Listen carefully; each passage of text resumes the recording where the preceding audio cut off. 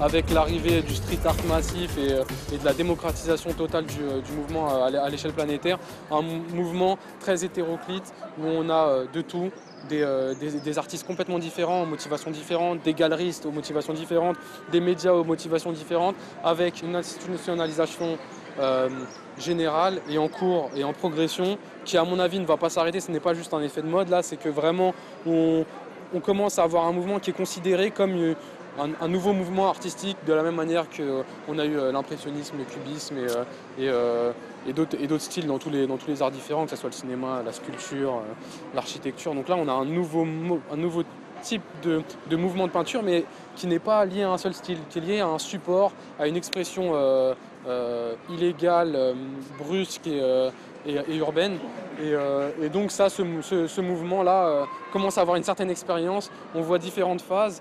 Et aujourd'hui, on est à l'aube de quelque chose de nouveau. Je ne sais vraiment pas où on va aller, mais ce que je sais et ce dont je suis convaincu, c'est qu'on est parti pour un bon moment et que ça dépasse le cadre du graffiti, ça va même dépasser le cadre de la bombe de peinture, si on parle aussi du street art, et que c'est quelque chose qui commence à être fragmenté. Vous allez avoir le vandal, vous allez avoir la bombe, vous allez avoir le collage, vous allez avoir la récupération des galeries, donc quelque chose de fragmenté, d'hétéroclite et de passionnant à suivre.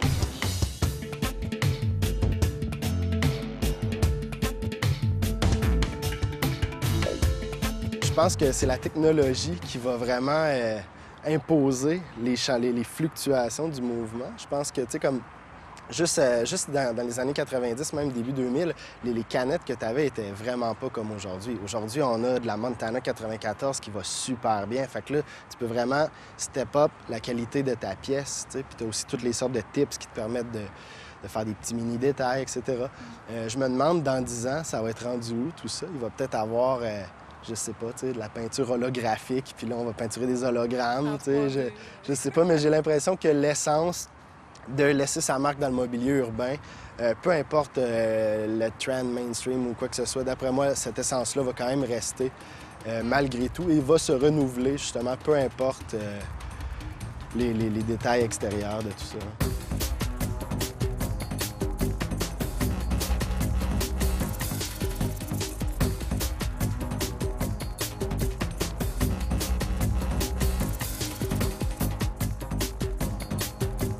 Au niveau de la socialisation des différents médias ou qu'on appelle art urbain, évidemment, ça va chercher, ça livre les messages là où sont les gens. Donc, inévitablement que ça a un pouvoir de communication très fort.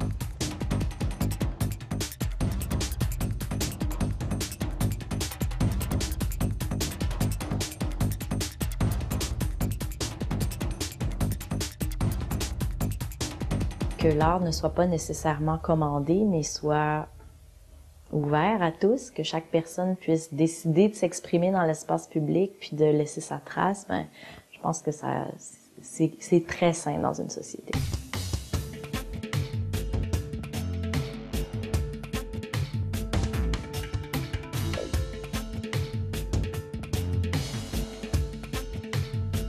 Si on pouvait mettre des murales à tous les coins de rue, moi j'aimerais ça, tu sais. Le graffiti, moi je trouve ça beau, puis une ville grise, c'est un peu déprimant, tu sais, c'est toujours la même chose, des murs de briques, des murs de la tôle, c'est pas attirant, là. C'est même, moi je trouve que c'est un peu répugnant, puis juste le fait de mettre un tag ou une pièce ou n'importe quoi là-dessus, je trouve que ça donne la vie, je trouve que c'est quelqu'un qui est passé par là puis qui a décidé de mettre sa marque, de faire sa signature, puis ouais. Je trouve ça intéressant, je trouve que ça met de la vie, ça met de la couleur, j'adore ça.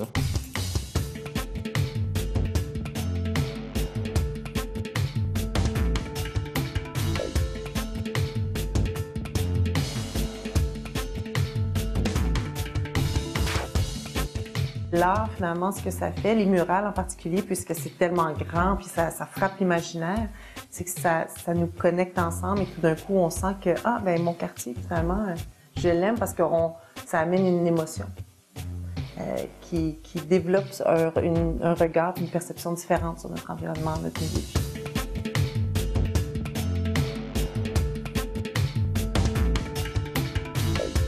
Le graffiti embellit définitivement la ville. Je préfère voir une super belle fresque sur un mur que de passer alentour d'un mur gris ou de voir une publicité qui m'accroche pas moi personnellement puis qui essaie de me vendre quelque chose que je veux pas nécessairement, mais parce que je l'ai vu tellement de fois dans ma tête, ben j'ai envie de manger du McDonald's par exemple, même si je mange pas de McDonald's. Mais il devrait en avoir encore plus des fresques. Il devrait avoir encore plus de couleurs. La société dans laquelle on vit, ça devient beaucoup plus terne. Les couleurs, ça a l'air à faire peur à plusieurs gens, puis tout le monde essaie d'avoir la même homogénéité.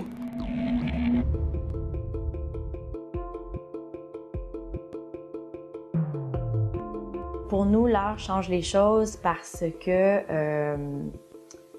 que l'art va plus loin que juste décorer, en fait. L'art, on s'entend que chaque personne a son appréciation de l'art, on peut trouver ça beau ou pas, mais ce qui est indéniable, c'est que ça améliore, je pense, la vie des gens, ça donne une fierté, et c'est une marque d'embellissement. L'art permet aussi la réflexion, la discussion, l'échange entre les gens. Si un artiste qui décide dans une ruelle d'aller laisser sa trace, s'exprimer, ça permet quand même une conversation. Et ça, pour moi, c'est ce qui est la beauté de l'art, en fait. C'est d'être capable de toucher les gens, de procurer des émotions, quelles qu'elles soient négatives ou positives, et qu'elles puissent amener, en fait, d'un point de vue collectif, qu'on puisse s'amener à se poser des questions, à réfléchir et à vouloir poser des gestes. Ce qui m'intéresse particulièrement beaucoup avec ce qui se passe aujourd'hui dans le monde en street art, c'est l'humour et le message qui est souvent derrière les œuvres. Donc, la façon qu'ont les artistes de voir la rue différemment du Kidam. Ce qui m'impressionne beaucoup, c'est l'intelligence, en fait, des artistes en street art qui voient leur environnement d'une façon différente de la nôtre. Je trouve que c'est un cadeau que les artistes font d'intervenir dans la rue, c'est que subitement on se retourne puis il y a une petite sculpture par terre, un dessin, une flèche, quelque chose qui fait que on sait pas pourquoi ça a été fait, mais wow!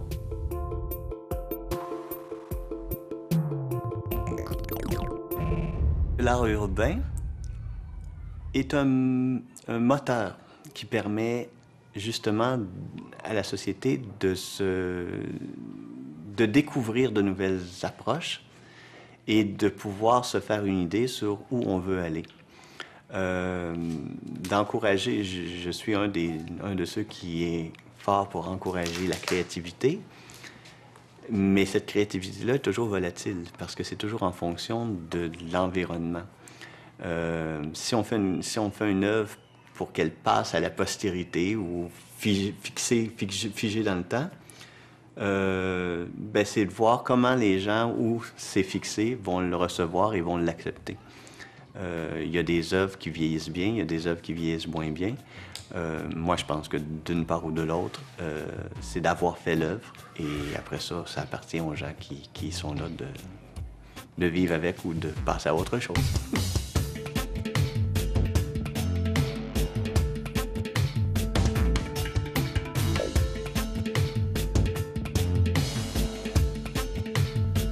Je pense qu'on peut dire que le street art est l'enfant du graffiti et qu'aujourd'hui, les graffiti artistes, disons, il y en a qui se contentent plus de faire du graffiti et qui vont trouver d'autres façons de s'exprimer, mais en gardant les mêmes techniques et dans la rue. Mais voilà, c'est une petite variante. Disons que les objectifs sont peut-être pas forcément les mêmes.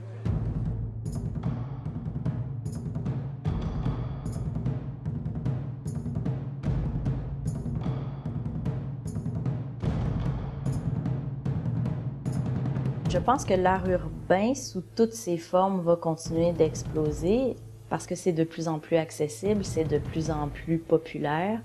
Mais je pense aussi que les techniques et les médiums,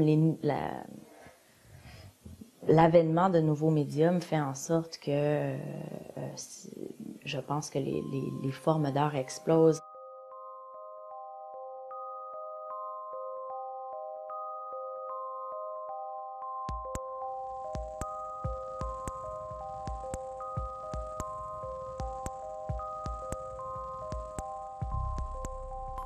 À Montréal, du moins, le projet qui se démarque le plus, c'est aux Habitations Jeanne-Mance. Donc, en plein cœur du centre-ville, c'est le plus grand centre de HLM, d'habitation à loyer modique au Québec. Le plus vieux, c'est 1700 résidents, 70 pays. C'est comme les Nations Unies. Et depuis des années, en fait, c'était un lieu vraiment ghettoisé, où les gens osaient à peine entrer parce qu'ils avaient des perceptions très négatives, des fois fondées, là. Et depuis 5 ans, en fait, il y a tout un processus de revitalisation. Et nous, en fait, la murale, on la voit vraiment comme un outil de revitalisation, c'est-à-dire que c'est de mettre dans l'espace public une étampe d'une certaine façon, de changer, vraiment, tu sais, c'est de l'acupuncture urbaine. Ça rentre tout à fait dans cette foulée-là, dans cette vision de l'urbanisme.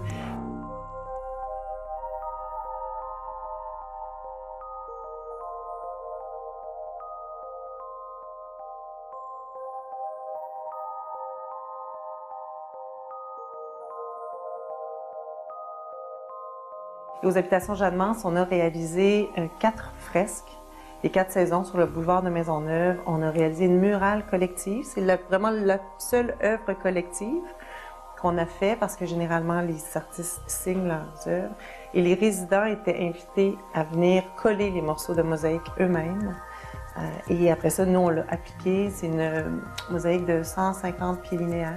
Ce qui est intéressant aussi avec la mosaïque, c'est toute l'idée de texture. Parce que quand on peint, c'est sûr qu'on peut créer de la texture avec la peinture, mais la mosaïque, c'est vraiment tangible. Et ce qu'on se rend compte, c'est que la perception a complètement changé. Les résidents eux-mêmes habitent leur milieu de vie parce qu'eux-mêmes n'osaient plus sortir dehors parce qu'ils trouvaient ça finalement laid. C'était le sentiment d'insécurité. Tout d'un coup, c'est comme aussi s'il y avait des portes qui s'étaient ouvertes sur le milieu plus large parce que les Habitations Jeanne-Mance, c'est entre les 2 pôles du quartier des spectacles, c'est important. Mais personne n'osait y aller, puis là, les gens traversent. Donc, il y a vraiment une ouverture. En fait, ils voulaient se désenclaver. Et c'est ce que l'art a réussi.